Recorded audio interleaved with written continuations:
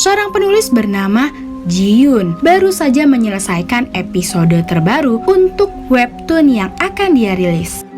Yang berbeda dengan penulis lainnya, setiap kali menyelesaikan cerita dia selalu memberi tanda tangan menggunakan darahnya sendiri.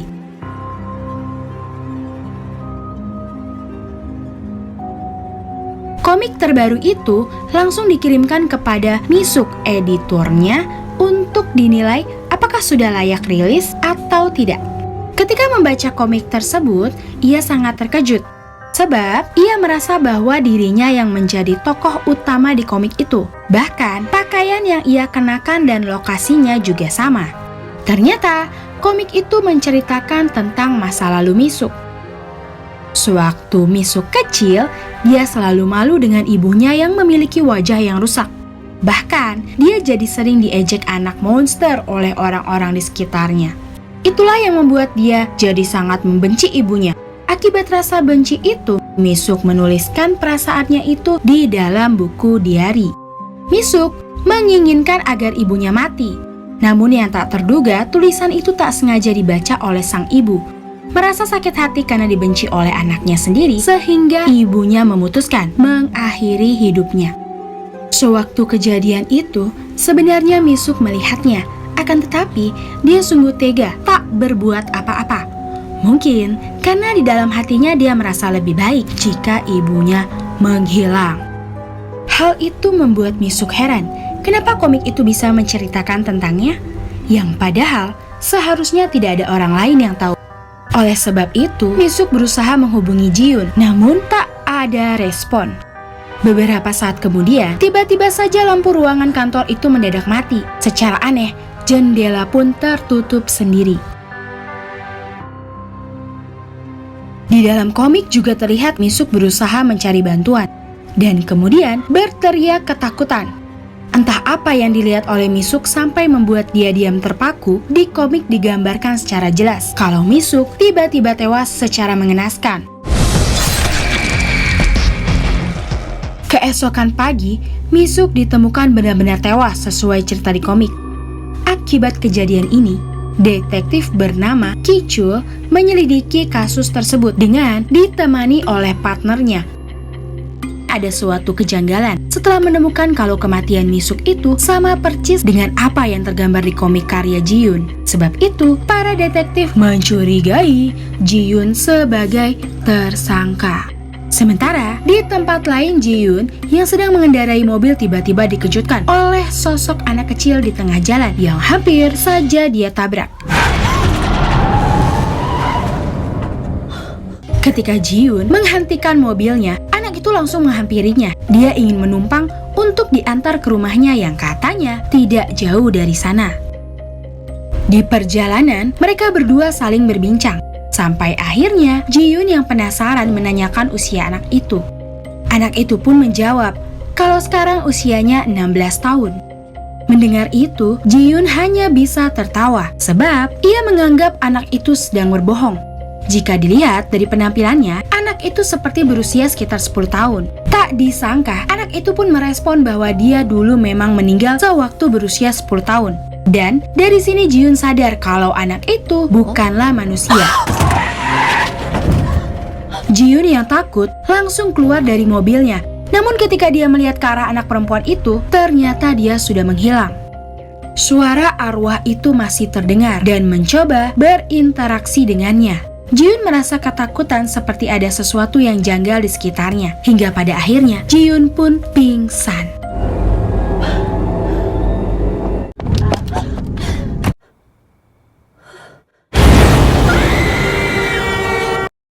Di sisi lain, detektif masih melakukan penyelidikan dengan memeriksa komik karya Ji-yoon.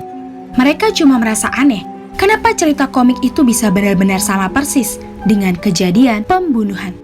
Karena itu, detektif Ki-chul berniat menghubungi Ji-yoon, tapi sayangnya Ji-yoon tidak bisa dihubungi. Pada akhirnya, mereka pun memutuskan untuk datang langsung menemui Ji-yoon di rumahnya. Saat itulah, Ji-yoon baru mengetahui kalau editornya sudah meninggal dunia. Dia juga terkejut setelah diberitahu kalau kejadian itu sama persis dengan komik yang dibuat olehnya. Para detektif juga mengungkapkan kalau mereka mencurigai Ji-yoon sebagai pelaku. Akan tetapi, Ji-yoon menyangkal segala tuduhan itu sebab dia memang tidak berada di lokasi sewaktu kejadian. Selain itu, para detektif juga tidak punya cukup bukti yang kuat untuk memastikan Ji-yoon sebagai tersangka. Setelah mendengar rekaman suara telepon Mi-suk, Ji-yoon semakin terkejut. Ia heran kenapa komik yang dia buat bisa sama persis dengan kejadian nyata. Ji-yoon mencoba melihat episode yang lain yang kemungkinan akan menjadi nyata. Menurut cerita, ada seorang pria yang bekerja mengurusi mayat di rumah sakit, di mana saat itu dia sedang mengurusi mayat seorang pria yang tewas karena tersengat listrik. Namun keanehan kembali terjadi ketika tablet milik pria itu tiba-tiba menampilkan komik karya Ji-yoon. Merasa penasaran, pria itu lalu melihat isi komiknya. Kali ini, pria itu yang menjadi tokoh utama di webtoon itu. Di masa lalu, pria itu mempunyai seorang istri yang sedang sakit-sakitan. Tiap hari, dia harus merawat istrinya itu selama 5 tahun. Suatu hari istrinya mendadak sekarat dan dikabarkan meninggal dunia. Karena profesinya sebagai pengurus jenazah, pria itu pula yang mengurusi mayat istrinya sendiri. Namun yang tidak diduga saat itu, ternyata mata istrinya masih bergerak dan itu artinya wanita itu masih hidup. Tapi sungguh tega karena pria ini sudah lelah mengurusi istrinya yang sakit-sakitan. Maka dia tetap melanjutkan proses kremasi seolah-olah istrinya itu sudah meninggal. Apa yang digambarkan di dalam komik sungguh membuat pria itu jadi panik. Karena sebenarnya tidak ada yang mengetahui soal kejadian itu. Di sisi lain, Ji-yoon pun menyadari kalau kejadian di komiknya ini masih berlangsung sesuai di waktu nyata dan yang ada dalam gambar. Selain itu, detektif Ki-chul melihat siaran berita tentang orang yang tersengat listrik.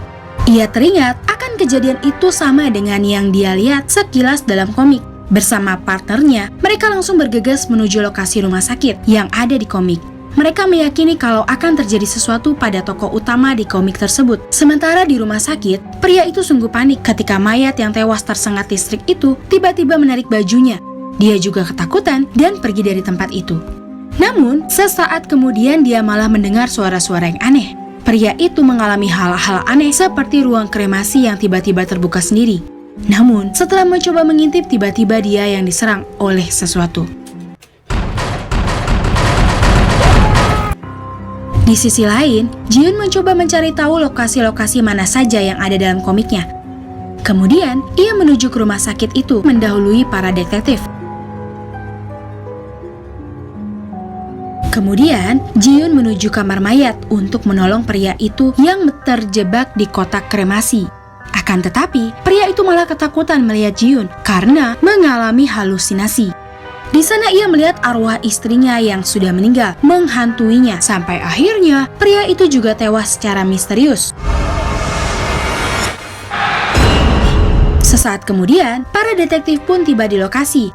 Mereka langsung menjadikan Ji-yoon sebagai tersangka karena hanya dia yang berada di TKP. Ji-yoon berusaha menjelaskan kalau dia datang ke sana justru untuk menyelamatkan pria itu. Ji-yoon mengatakan kalau semua itu adalah perbuatan arwah yang ingin balas dendam. Tentu saja, detektif tidak percaya pada perkataannya. Terlebih, Ji-yoon menyatakan bahwa komik yang dia ciptakan itu cuma berdasar imajinasi dia saja. Namun, detektif terus mendesak Ji-yoon untuk mengatakan hal yang sebenarnya. Tidak mungkin rasanya seseorang bisa menggambar sesuatu yang akan terjadi di masa depan secara detail. Akhirnya, Ji-yoon mengungkapkan kalau cerita di komik itu sebenarnya bukan karyanya. Lebih tepatnya, dia mendapatkan semua cerita itu dari orang lain. Dan di awal karirnya dulu, Ji-yoon sangatlah sukses sebagai seorang komikus. Akan tetapi, dia mengalami kesulitan dan mendadak jadi tidak punya ide sama sekali untuk komik selanjutnya. Di saat ia mulai putus asa, tiba-tiba Ji-yoon menerima sebuah email berisi gambar-gambar dan cerita horor. Hal itu seakan bertepatan sesuai dengan kondisinya saat ia sedang kehabisan ide. Tanpa pikir panjang, Ji-yoon langsung membuat komik yang baru dengan cara menjiplak persis seperti cerita dari kiriman email itu.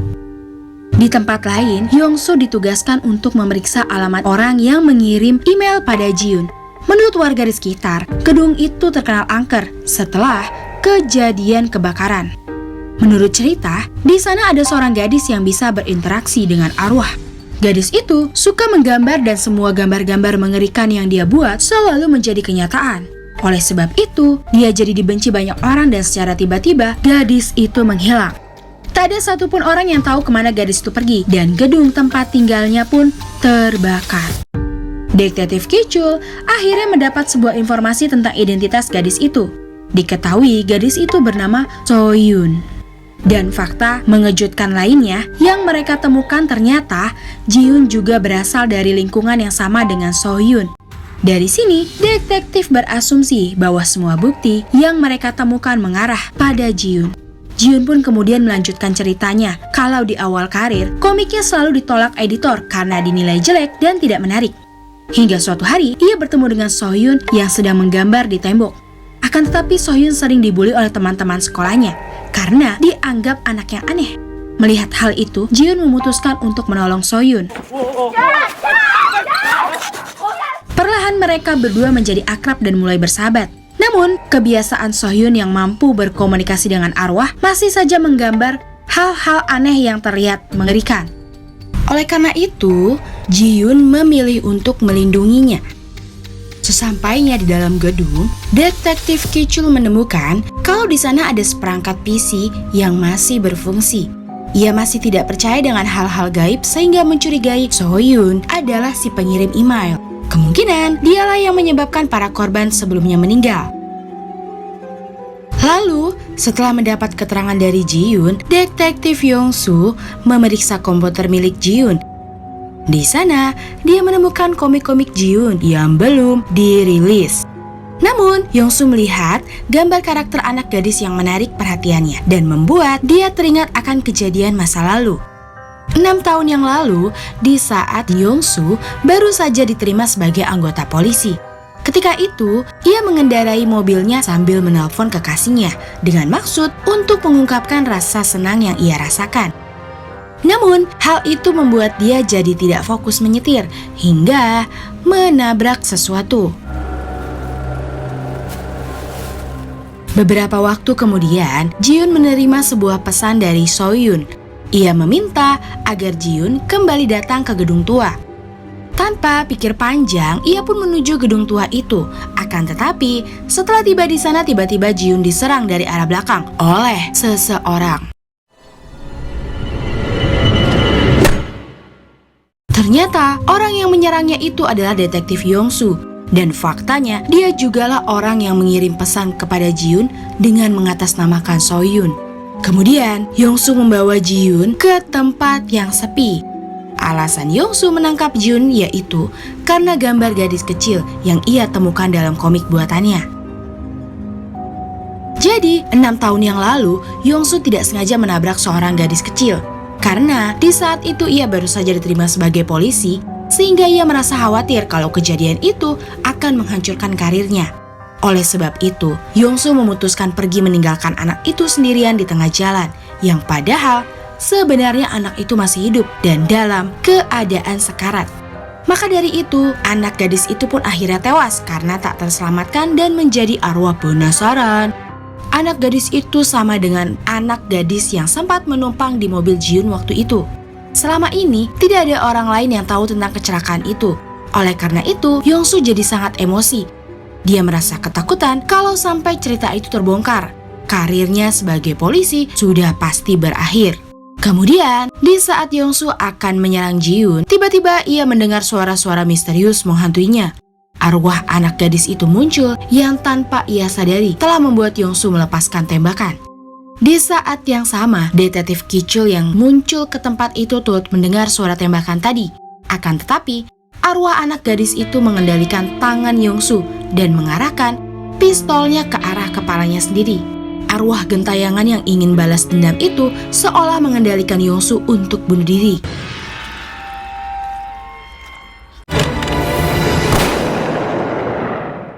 Akibat kejadian itu, mau tidak mau detektif harus percaya kalau ada keterlibatan makhluk gaib dalam kasus ini. Detektif yang penasaran kembali memeriksa semua komik Jiun. Ternyata memang semua kejadian misterius yang tergambar dalam komik sungguh benar-benar terjadi di dunia nyata. Namun, karena semua kejadian itu disebabkan oleh makhluk astral, jadi dia tidak bisa menyelidiki lebih dalam lagi. Penyelidikan tidak dapat dilanjutkan. sebab tidak mungkin Ji-Yoon akan ditangkap gara-gara membuat komik sedangkan bukan dialah pelakunya. Namun sebenarnya masih ada rahasia lain yang selama ini disimpan oleh Ji-Yoon. Di waktu yang sama, ia juga menerima email berisi cerita baru dan kali ini agak berbeda. Komik itu menceritakan tentang kisah Ji-Yoon dan So-Yoon. Jadi selama ini memang benar kalau So-Yoon memiliki kemampuan berkomunikasi dengan arwah. Kemampuan itu ia dapatkan ketika ibunya meninggal. Dan sejak itulah ia mulai bisa mendengar jeritan orang-orang yang telah mati. Arwah-arwah itulah yang memaksa So-Yoon menceritakan kisah mereka lewat gambar. Melihat kemampuan aneh So-Yoon, Ji-Yoon mendapatkan ide untuk memanfaatkan kemampuan itu dan menjadikannya sebuah karya. Ji-Yoon selalu menggunakan gambar-gambar So-Yoon sebagai cerita baru di komiknya dengan menganggap bahwa cerita itu nyata dan yakin akan membuatnya sukses jika dirilis. Ketika So-Yoon mengetahuinya, ia jadi sangat marah. So-Yoon yang tidak setuju akhirnya membakar semua gambar-gambar Ji-Yoon. Namun tentu saja Ji-Yoon tidak ingin kehilangan gambar-gambar itu yang pastinya menyebabkan karirnya sebagai penulis akan hancur. Ji-Yoon sampai nekat menerobos kobaran api untuk menyelamatkan gambar-gambar itu. So-Yoon berusaha memperingatkan bahwa semua cerita yang ia buat berasal dari arwah penasaran yang akan berbahaya jika cerita itu sampai terbit. Namun, Ji-Yoon yang sangat berambisi dan sudah gelap mata dengan tega menghabisi nyawa So-Yoon.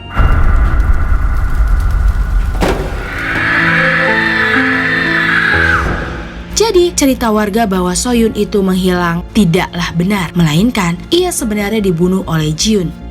Tidak ada seorang pun yang peduli pada So-Yoon, entah dia menghilang atau meninggal, karena sejak awal dia memang dianggap anak pembawa sial. Ingatannya yang telah kembali menyebabkan Ji-Yoon menerima kemampuan yang sama seperti So-Yoon. Ia jadi mampu mendengar jeritan para arwah penasaran dan berkomunikasi dengan mereka. Kemudian, ia kembali menuangkan cerita itu dalam bentuk gambar. Tak lama kemudian, detektif Ki-chul datang ke gedung tua itu. Ia sama sekali tidak menduga Ji-Yoon terlihat berbeda dan berani menyerangnya. Mereka berdua pun terlibat pertarungan yang sengit.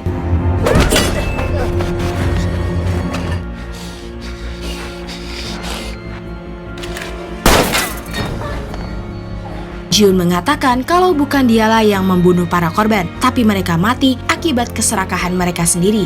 Termasuk detektif Ki-chul yang juga haus akan ketamakan.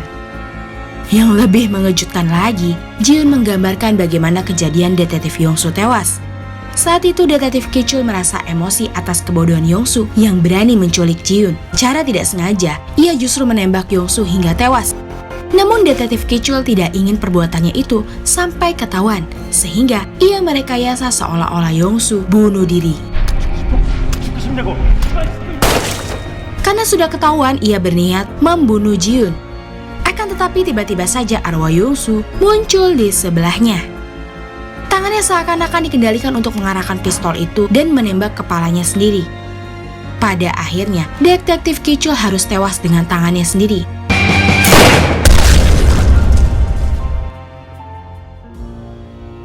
Kasus ini menjadi kasus yang tidak dapat terpecahkan, dan semua korban dinyatakan meninggal karena bunuh diri. Film ini berakhir dengan Ji-Yoon yang telah sukses menjadi komikus terkenal.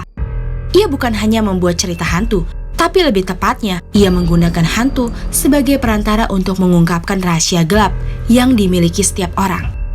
Kesimpulannya, bahwa setiap orang pasti memiliki sisi kelam dalam kehidupannya, yang mungkin bisa jadi hanya akan menjadi aib atau mungkin sebaliknya, yang justru menjadi pemicu dan pelajaran untuk menjadi lebih baik.